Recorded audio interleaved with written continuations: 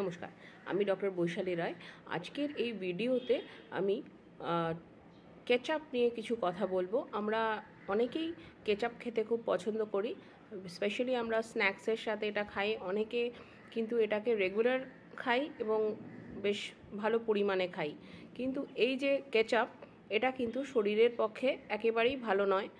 তার কারণ হচ্ছে এই কেচাপ একটা প্রসেসড বা একটা আলট্রা প্রসেসড ফুড, যেটার মধ্যে প্রচুর পরিমাণে নুন থাকে, প্রচুর পরিমাণে চিনি থাকে এবং এর মিডিয়ামটা অ্যাসিডিক, অর্থাৎ এইটা খাওয়া শরীরের পক্ষে খুব একটা সুখকর নয়।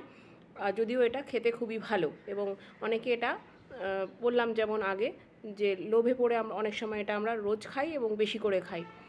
হ্যাঁ, এই যে কেচাপ, সেই কেচাপের মধ্যে প্রচুর পরিমাণে সোডিয়াম থাকার জন্য এটা কিন্তু খুব লবণাক্ত হয় এবং এটা হার্টের জন্য খারাপ এবং এটা ব্লাড প্রেশার যাদের বেশি আছে তাদের জন্যও খারাপ। এই সোডিয়াম বেশি থাকার কারণে এটা কিন্তু আমাদের অনেক সময় যে আমরা যারা ওয়েট ওয়াচার্স তাদের ওজনও কিন্তু এটা রেগুলার কনজাম্পশানে বাড়িয়ে দেয়। এবং এটার মধ্যে যেহেতু প্রচুর পরিমাণে কর্ন সিরাপ থাকে, সেটা একটা প্রচণ্ড একটা সুগারি মেটেরিয়াল।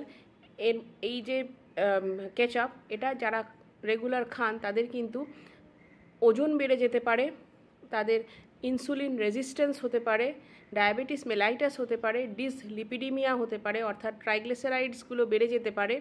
হ্যাঁ, এই ধরনের সমস্যা আসতে পারে। এবং যেহেতু এটা অ্যাসিডিক, সেহেতু যাদের হার্ট বার্ন হয়, অর্থাৎ গলা বুক জ্বালা করে বা অ্যাসিডিটি হয়, তাদের জন্য কিন্তু এটা খাওয়া ভালো নয়।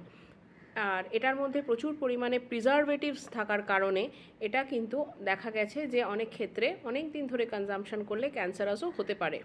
হ্যাঁ, সেই জন্য আমরা কিন্তু এর থেকে হেলদিয়ার অল্টারনেটিভ নিতে পারি যদি আমরা বাড়িতে কিছু বানিয়ে খাই।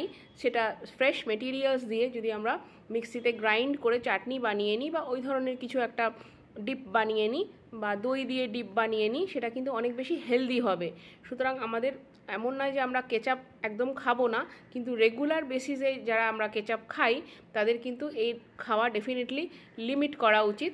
কেননা এর থেকে এই যে সামান্য ছোট জিনিসটা, এর থেকে কিন্তু অনেক বড় বড় অসুস্থতা চলে আসতে পারে শরীরের মধ্যে। Thank you.